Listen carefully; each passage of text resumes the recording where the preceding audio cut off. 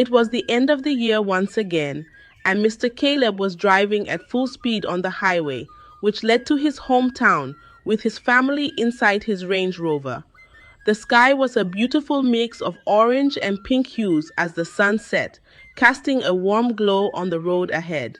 It was a very joyful moment as his wife, Mrs. Amina, and their three children, David, Sarah, and Emily, happily sang along to the beautiful song playing inside the car. Emily, the youngest, occasionally clapped her hands in rhythm, her laughter ringing out like a melody. Suddenly, Mr. Caleb saw another car at high speed racing towards him on his own lane, off the road, approaching him for a direct crash while the driver was swerving uncontrollably. Mr. Caleb could tell that something was wrong with the other driver. Maybe he was drunk, or maybe he lost control of his car. But when he realized that he couldn't escape his fate, he started screaming, "Jesus, Jesus, Jesus, Jesus, Jesus, Jesus, Jesus." His wife and children also saw the danger, and they started screaming in fear, while their mother said a quick prayer in her heart, hoping that God would take control of the situation. But it was already written that it was their fate, and they couldn't escape destiny. In a few seconds, their Range Rover clashed with the other car, making a loud crashing sound of metal on metal on metal. The other road users quickly came to witness what had happened. They recovered the bodies of the victims and rushed them to a nearby hospital as quickly as possible. Sarah was only 14 years old when the incident happened. 3 days later, Sarah woke up after being in a coma for 3 days. She saw her aunt, Mrs. Rebecca, by her side when she woke up. "It's a miracle. It's a miracle," Mrs. Rebecca said, and ran out to call the doctor, who entered the room a few minutes later to check Sarah's vitals. The room had the faint smell of disinfectant, and the sound of monitors beeping in the background added to the tension. It is indeed a miracle. She has no broken bones or internal injuries. She only went into a coma as a result of the shock. "We would discharge her in a few minutes," the doctor said, and walked away, his white coat swaying as he moved. But Sarah was confused. She didn't understand what was going on or how she got to the hospital. "Where's my father? Where's my father? Where's my mom? What about my siblings? We were all traveling to the village when—" Sarah said, but stopped midway before she could finish. She suddenly remembered the last event she witnessed before everything went blank. The facial expression of her aunt was enough to tell her what may have happened. "I'm so sorry, Sarah. Everyone died in the accident except you. It is a miracle how you survived.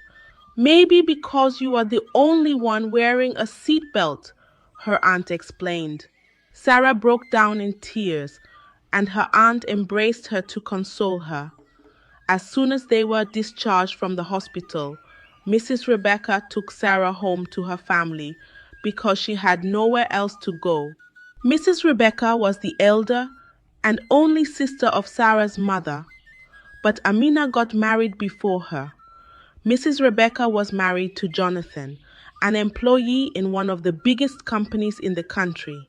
But his rank was low and his salary was small. The family was blessed with 2 sons, Michael and James. They were a bit older than Sarah. Their home was modest, with warm colors and family pictures hanging on the walls. The family welcomed Sarah and consoled her for the death of her parents. They made her feel welcomed and deeply loved. But unknown to Sarah, that would be the beginning of her tribulations. 2 days after Sarah started living with her aunt, a strange man came to the house to see Sarah. He came in a very nice car and was a young man in his early 30s. He wore an expensive suit and watch. He was sitting in the living room with Mrs. Rebecca and her husband when Sarah came. They were discussing something, but immediately they saw Sarah. They kept quiet and asked her to join them with a smile on their faces. "My name is Joshua, and I am deeply sorry for what happened to your family. May their souls rest in peace." "Thank you, sir." "If I may ask, who are you?" Sarah asked. Mrs. Rebecca suddenly answered Sarah's question without waiting for Joshua to respond. "He's the man your father almost killed on the night of the accident when he was over, speeding after getting drunk." "I don't understand, Auntie." "What do you mean?" "I am the driver of the car that had a crash with your father. I was very lucky to be wearing my seatbelt, and all thanks to my car's safety features, I wasn't harmed." "Wait, so you're the one responsible for the death of my family?" Sarah asked, with anger rotting all over her face. But her aunt suddenly stood up in anger. "Sarah, are you mad? Is something wrong with you? Your father was drinking and driving at the same time, even when he knew it was risky. You should be grateful that this generous man isn't filing charges." Sarah felt her heart beating very fast. She became very confused. She didn't understand what was going on. She had a clear memory of that night. Her father doesn't take alcohol. He hates it. And they were all singing happily that night when it happened.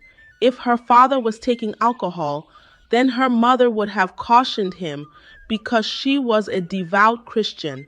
Sarah couldn't understand what her aunt was saying. "My father was not drinking that night. I saw it happen. It was you that left your side of the road to crash into us," Sarah said, pointing at Joshua, who sat peacefully like a saint who had done nothing wrong. To her greatest surprise, instead of her aunt to listen to her and support her, her aunt told Joshua, "I'm deeply sorry. The crash must have affected her memories. She didn't know what she saw anymore. I will take care of it. Please don't be offended." Sarah wanted to explain further, but her aunt screamed at her to go into her room and remain there. Sarah felt betrayed. Tears started falling down her eyes as she walked away, but she didn't go into the bedroom as she was instructed. She hid behind the wall and listened to what they were discussing when they believed she had entered her room. They continued their discussion. "I would promote you in the company and make you a senior staff. That would be triple of your salary with more benefits. I would also give your family a sum of 50 million naira to assist in taking care of the girl. I am deeply sorry once again for what happened. Don't worry about it. Accidents happen all the time. No one would ever find out you were responsible for the crash. I'll take care of Sarah. Don't worry about it. You are a very humble man." Mr. Joshua thanked them for their hospitality and left the house after giving them a bundle of new cash. Mrs. Rebecca couldn't contain her excitement. She started counting the money with happiness written all over her face. "Hey, fortune has smiled on us. We are now millionaires. My sister's misfortune has made us fortunate. Who cares if Joshua is guilty or not? Nothing will bring back the dead," she said with laughter, the sound echoing faintly in the dimly lit living room. But her husband, Jonathan, had a frown on his face. It was obvious he was feeling guilty, his hands trembling slightly as he clasped them together. "But Rebecca, don't you think this is wrong? That poor girl is now an orphan. She deserves justice. Why don't we tell her the truth and apologize to her?" Jonathan said, his voice low but firm. Rebecca looked at her husband with anger on her face, her expression hardening. "You This foolish man. Are you not tired of being poor? That small girl has enjoyed life more than you a dozen times. That is why you will remain poor, because you always want to be a good person. Where has it landed you all these years? You better accept the promotion and keep your stupid mouth shut, idiot. I wish I could kill her right now, but I have to wait until her 18th birthday so I can access the money she would inherit from her late father. Rebecca said, clutching the money tightly as if her life depended on it, and walked away. Sarah quickly entered her room before her aunt would see her. She sat on the bed with tears in her eyes and started thinking about her parents and siblings. The faint moonlight streaming through the window cast shadows on her face, reflecting the depth of her sorrow. She felt very hurt and betrayed. Suddenly, Rebecca entered the room without knocking. You senseless, lazy girl. Can't you see that there are plates to be washed in the kitchen? Are you mad now? Go and do the dishes before I descend on you, lazy daughter of a drunkard. Sarah left the room and ran into the kitchen to do the dishes. She couldn't control the tears flowing from her eyes. Anger, pain, and a lot of emotions were flowing through her mind as she scrubbed the plates harder than necessary. I must have my revenge. The world must know the truth and everyone involved must pay, Sarah said to herself, her voice trembling as she stopped crying and hardened her heart. When Sarah finished doing the dishes, she entered the living room. When there was no one at the table, she saw a newspaper.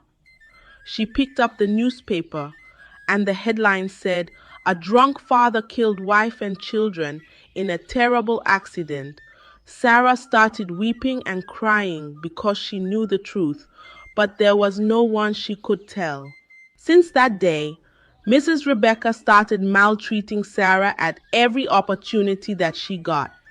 Sarah virtually did all the house chores, while her cousins Michael and James did nothing but played at home. Sarah remained patient and endured it all. Mrs. Rebecca also stopped her from going to school and made her a full-time housemaid. Her husband, Jonathan, was always at work due to the promotion he was given, so he didn't have much time to stay at home and witness what was happening. He often traveled outside the country for meetings, and he became very rich and wealthy, forgetting all about Sarah. 2 years later, Sarah grew up to be so beautiful and enticing.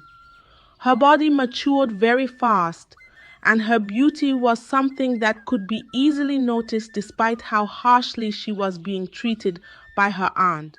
One faithful night, when Mrs. Rebecca, Mr. Jonathan, and their son James went for a night event, leaving Sarah and Michael, their older son, at home, Sarah was sleeping peacefully in her room when Michael, who was now 19 years old, sneaked into her room. He lay down beside her on the bed and tried to touch her. Sarah suddenly woke up when she felt his touch. She jumped out of the bed. "Brother Michael, what are you doing?" she asked him in anger, her voice shaking, but Michael stood up and approached with his manhood fully erect from his boxers. "Sarah, you know I like you. I've always liked you. Even when my mother was harsh towards you, I tried to protect you all the time by helping you out with the chores sometimes. You know what I want? Just give it to me," Michael said, his voice sickeningly sweet. Sarah couldn't believe her eyes. She tried to run out, but Michael grabbed her and threw her on the bed. Sarah tried to scream, but there was no one at home to help her. Michael tore her clothes and took advantage of her, leaving her sheets stained with blood and her dignity shattered. When he was done with the evil act, he warned her not to tell anyone or he would make life hellish for her. Besides, who would believe your words over mine, daughter of a drunkard? Michael said, smirking as he left her room. Sarah cried and cried that night. She couldn't sleep. She washed her sheets and cleaned herself. The pain was unbearable for her, yet there was nothing she could do. She wished her parents were still alive, and the fire of revenge burned in her heart. You would all pay, she said to herself as she forced herself to sleep. Mrs. Rebecca continued maltreating her, while Michael continued with the sexual molestation under the same roof, but she bore it all. As time went on, Sarah started piecing together the ways to take out her revenge. One faithful morning, she was cleaning her aunt's room when she saw a small piece of paper poking out from the corner of her aunt's bed. Sarah lifted the bed and saw a file which contained some papers. She opened the file and started going through the papers and came across a letter. Sarah read through the letter and discovered that Michael and James were not Mr. Jonathan's biological children. Sarah couldn't believe her eyes as she read the letter from a strange man to Mrs. Rebecca. The letter read, "Good day, my love. I hope you are fine, and I hope you are fine, and I hope my boys are okay. Even though we aren't together, I'm glad our love would live forever through our children. I hope he's taking good care of them. I love and miss you so much. My regards to my boys, Michael and James." Sarah felt very disappointed in her aunt, but suddenly a thought came to her, and she started smiling. Among the documents in the file was also a financial record, which clearly showed that her husband was duping the company he was working for. Sarah took out the letter and the document and carefully folded them in her pocket. Then she left her aunt's room and hid them somewhere in her own room. She felt satisfied knowing she had something to use against her aunt and her husband. Then she started to think deeply about what she would do to Michael and how to make him pay. After thinking for a while, she came up with an idea. The next day, Sarah was sent to the market. She bought a small tape recorder and also went to the pharmacy to purchase a dangerous drug which would have serious effects on a man's fertility when taken without proper prescription.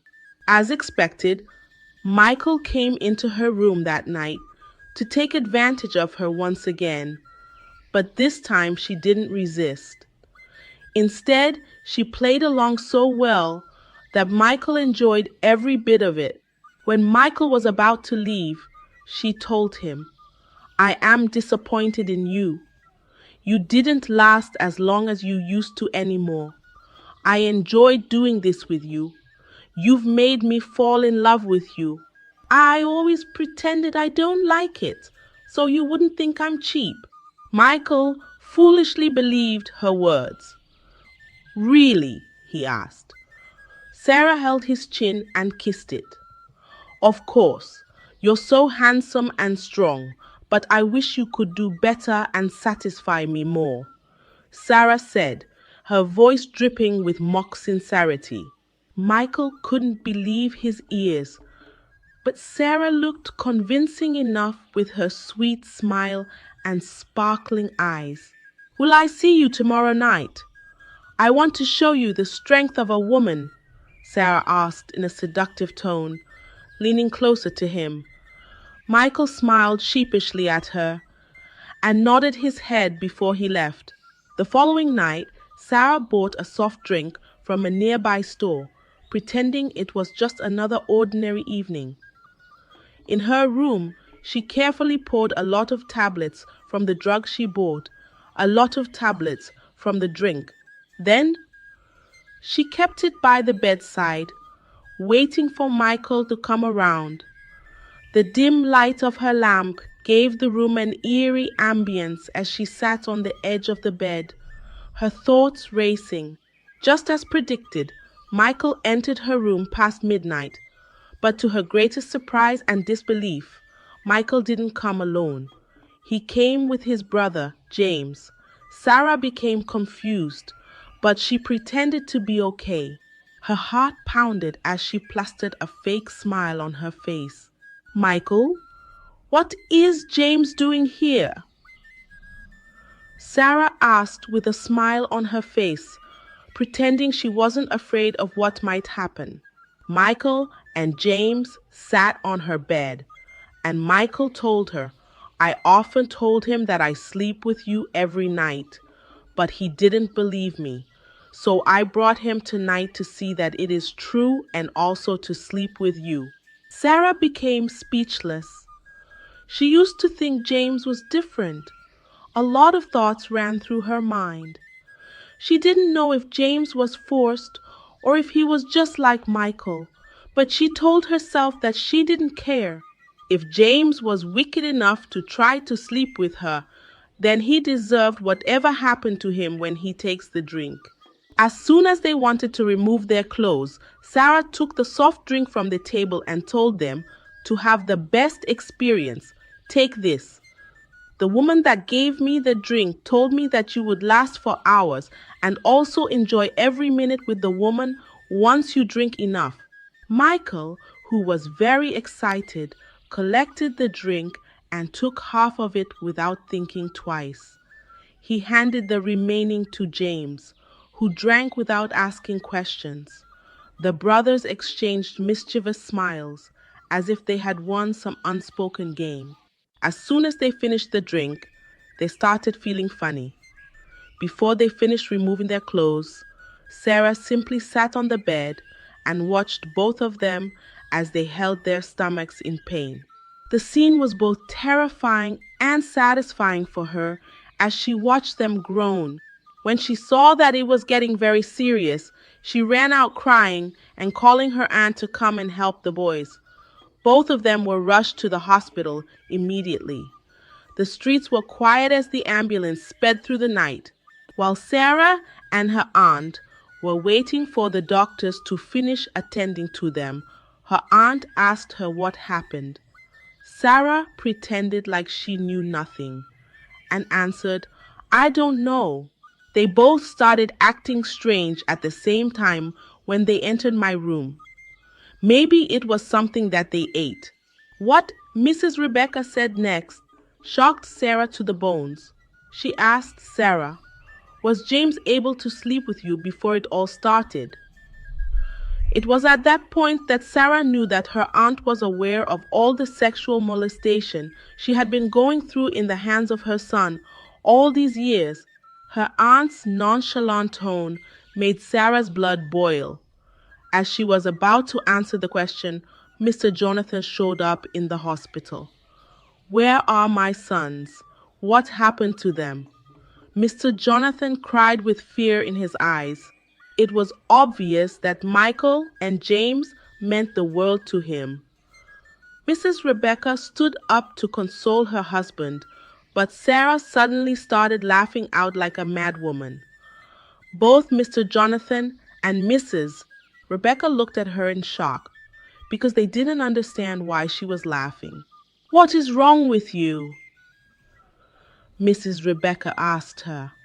Sarah stopped laughing and told her, when do you plan to tell him that Michael and James are not his biological children?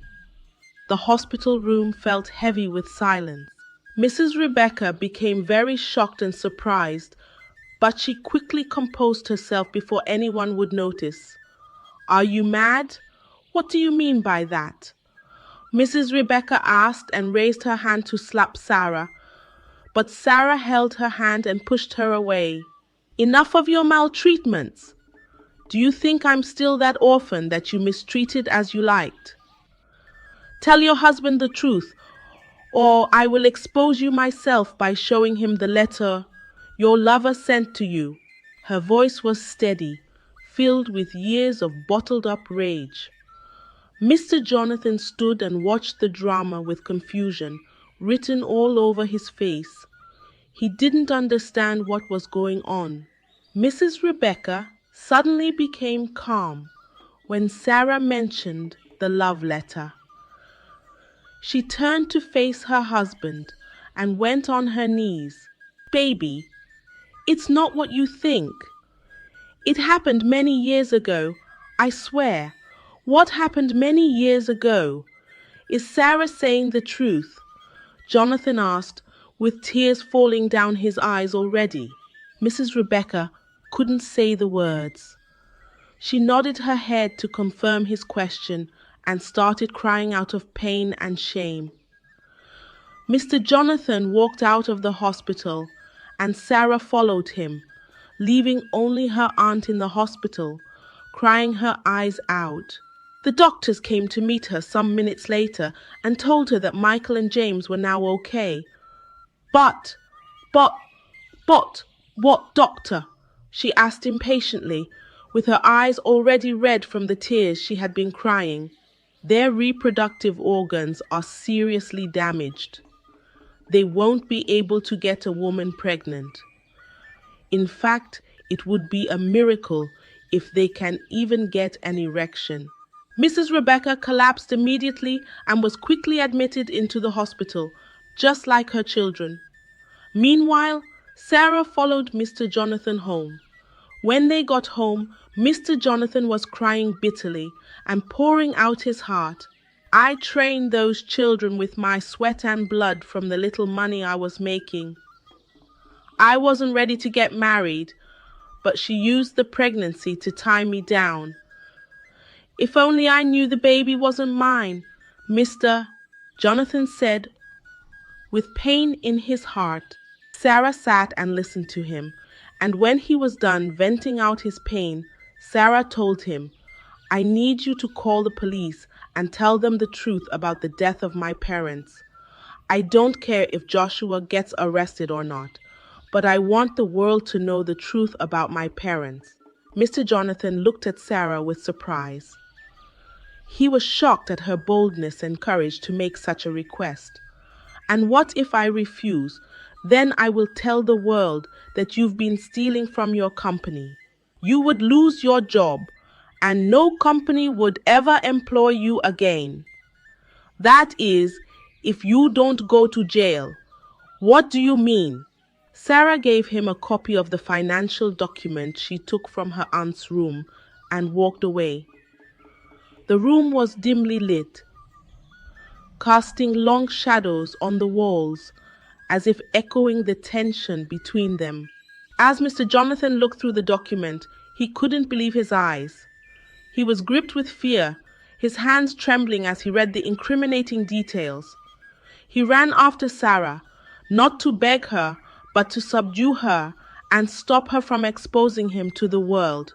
When Sarah heard his footsteps, she quickly ran to the kitchen, her heart pounding in her chest. She picked up a kitchen knife, its blade gleaming under the fluorescent light, and pointed it at him. If you come any closer to me, I will stab you. I have nothing to lose. She threatened him, her voice shaking but determined. I can't let you expose me, and I can't expose Joshua either. If I expose him, then I'll lose my job. How can I tell the world that Joshua was drunk when the accident happened? What do you think he would do to me? If I tell the world that he's the one responsible for the death of an entire family because of his careless lifestyle, that he bribed me and my wife to keep quiet, Mr. Jonathan said, his voice breaking under the weight of his guilt, then you would have to choose between going to jail and losing your job, Sarah replied, her grip tightening on the knife. Mr. Jonathan felt that Sarah didn't have the courage to stab him, so he raged toward her. But to his disappointment, Sarah buried the knife in his stomach. The sound of the blade piercing his flesh was followed by his pained gasp. When Mr. Jonathan fell to the ground, with blood all over his body, he held his stomach as he struggled to breathe. Sarah brought out the tape recorder she was holding and pressed it. She rewound it to the start and played it for Mr. Jonathan as he took his last breath. The recording filled the room with the voices of Michael, James, and Sarah, alongside his own confession to Joshua's crimes. "I'm sorry," Mr. Jonathan said with a strained voice and gave up the ghost. After his death, Sarah went to the police station to report the incident. She told the police that Mr. Jonathan was trying to kill her, but she stabbed him in self-defense. The tape recording captured the whole event, so Sarah was exonerated. The tape recording was also used to clear her father's name, and Joshua was apprehended for the crime. The trial brought to light the corruption and injustice that had plagued Sarah's life, but justice was finally served. On Sarah's 18th birthday, she was given access to the money which her father had saved for her in a trust fund. She went back to school and also made wise investments with the money to ensure she never experienced poverty. She set up a foundation for orphans, which gave dozens of scholarships to orphans every year. The foundation quickly became a beacon of hope for countless children, transforming lives and building futures. Some years later, Sarah went to see Mrs. Rebecca, who was not as young as she used to be. The wrinkles on her face told stories of regret and sorrow. Michael had committed suicide because his manhood couldn't get an erection anymore, while James was living an aimless life, haunted by his past misdeeds. Mrs. Rebecca felt very happy to see Sarah once again. She wanted to go on her knees and plead for her forgiveness, but Sarah quickly held her to stop her from kneeling. With tears in her eyes, she said, "I'm deeply sorry for the way I treated you, for the things my son did to you. I had deep grudges against your mother, who was my baby sister. I was very angry at her for getting married before me. She was more beautiful than I was, and she had a lot of success. She got married to a very rich man and forgot all about me, while I had to settle for a mere local government boss. I hated her because of this, and I transferred the hatred to you after her untimely death. Please forgive me, Sarah." Sarah looked at her aunt with pity. The sunlight streaming through the window highlighted the deep sadness in Mrs. Rebecca's eyes. She went closer to her and embraced her, the weight of years of pain and resentment dissolving in that moment. She told her aunt that she had forgiven her. Sarah finished her education and grew up to be a well-known philanthropist. Her work touched the lives of thousands, earning her admiration and respect. She got married to a billionaire who loved and respected her, and she had 3 beautiful children of her own. Together, they built a legacy of kindness and resilience, proving that even the darkest past could lead to a brighter future. This story teaches us a powerful lesson no matter how dark or unjust life may seem.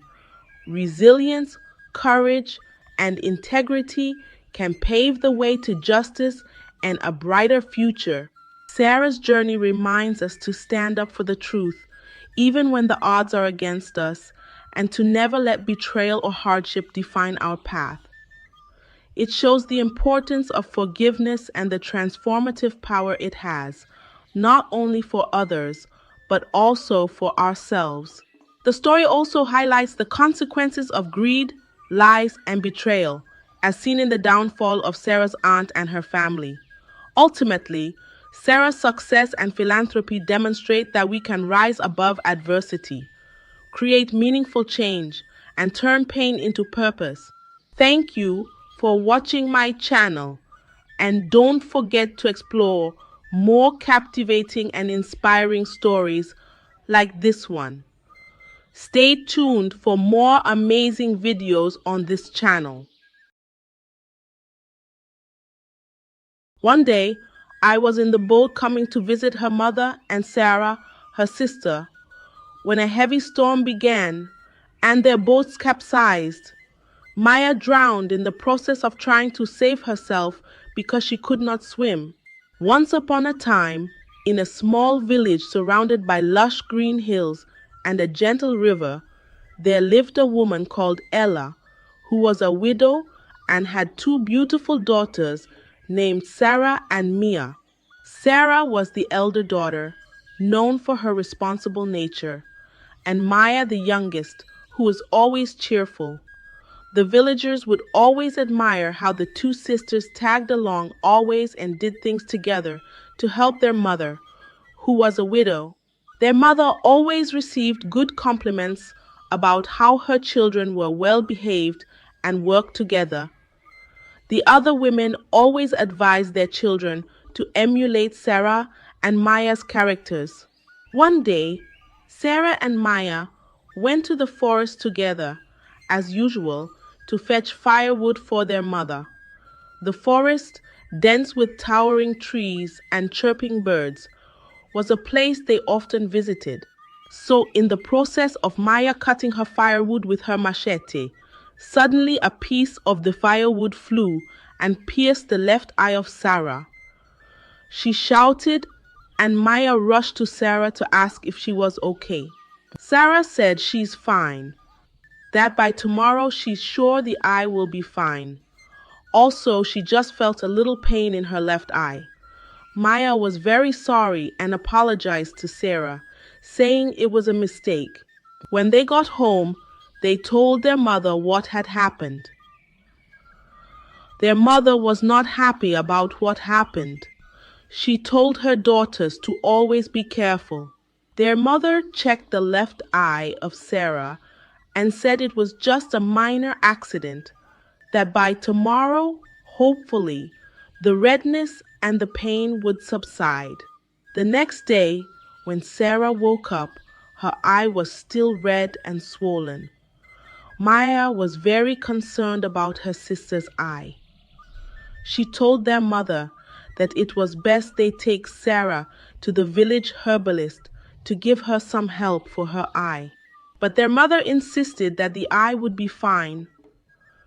She said, "It's just a minor issue." After some days, Sarah's eye was still not healed. In fact, the eye was already releasing liquid substance, and her eyesight was beginning to fluctuate. That was when their mother took Sarah to the village herbalist for her eye to be treated. The village herbalist lived in a small hut surrounded by fragrant herbs and flowering plants. When they got there, he inspected her eye and asked Ella why she didn't bring Sarah earlier for her eye to be treated. She told him she thought the eye might get better on its own, and she's just a poor widow who doesn't have money. The herbalist told her that Sarah's eye had gotten so bad that he feared if she might still be able to see with her left eye. He gave them some medication to apply on the eye, which they took home. They applied the herbs for some days, but there was still no improvement. Sarah complained to her mother that she could no longer see things with her left eye. Her mother took her back to the herbalist, who then broke the sad news to them that Sarah's eye is now blind and that Ella wasted so much time in bringing her for treatment. Ella was devastated. She cried and said to herself, "Look at what I have done to my beautiful daughter just because I was being reluctant and saying I don't have the money for the treatment." Maya, her sister, felt really bad. She blamed herself for making her sister blind. Sarah told her not to worry, that it was just a mistake. After some years, the two sisters grew up into beautiful young ladies and were ripe for marriage. Soon, Suitors began to come for their hands in marriage. Anytime they came, they would always speak to Maya to be their bride, saying Sarah had one eye, and this made her sad. One day, a suitor came and said he wanted to marry Sarah. Her mother was very happy because all the suitors coming had been rejecting Sarah. The suitor that had come to ask for Sarah's hand in marriage was a prince from another village. When his parents saw Sarah, they were disappointed in their son for wanting to marry a girl with just one eye. Their son told them he saw nothing wrong with her, that Sarah was beautiful. His parents told him that over their dead body, would they allow him to marry a girl with just one eye? That was how their marriage was terminated. Sarah became very unhappy. That was when her hatred for her sister and her mother began. She blamed Maya for making her lose one eye and her mother for neglecting to treat her just because they didn't have money. Just because she said she didn't have money. Her mother pleaded with her, begging her, "You know how my situation was then. I was just a poor widow, had no money. I was the only one taking care of you." Maya, her sister, cried and begged her to forgive her, that it happened in the past when they were young. Sarah told her that she has caused her pain, and she would never forgive her and their mother. Her mother pleaded with her to forgive them, but Sarah refused. Sarah even went up to the extent of leaving her parents' house. They begged her not to leave, but she still left. Soon, a suitor came for Mia's hand in marriage, and she accepted. She went to inform her sister, Sarah, but Sarah told her that she wouldn't attend, that she came to mock her because she's not married after causing her to lose her eye. Maya pleaded with Sarah to forgive her, but she refused. Maya kept on living with regrets. She got married without Sarah attending her marriage ceremony, and it made her really, really unhappy. Sarah's mother even went to beg Sarah to forgive her, but she still refused and said she caused her the pain she was going through. Sarah resented her mother and sister so much. After Maya got married, she moved with her husband to his village. But that didn't stop her from always coming to visit her sister, Sarah, from time to time. But anytime she comes, Sarah wouldn't even want to see her, much less accept the gifts Mia would bring for her. Despite Sarah ignoring Maya, Maya would still take the risk of crossing the river with a boat from her husband's village to Sarah's place just to visit her and know how she's faring. One day, Maya was in the boat coming to visit her mother and Sarah, her sister, when a heavy storm began and their boat capsized. Maya drowned in the process of trying to save herself because she could not swim. The sad news reached Maya's mother. She cried and mourned her daughter, Mia. Their mother then went to visit her daughter, Sarah, to tell her what has happened. Sarah saw her mother and asked her what she was doing in her house. Her mother told her that she has come to tell her that her sister Maya was dead.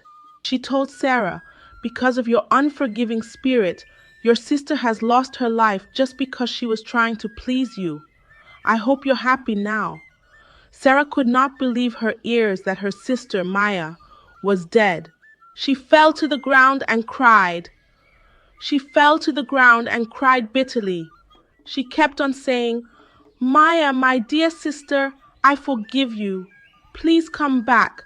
Her mother turned to her, crying, and said it was late already, that Mia is gone.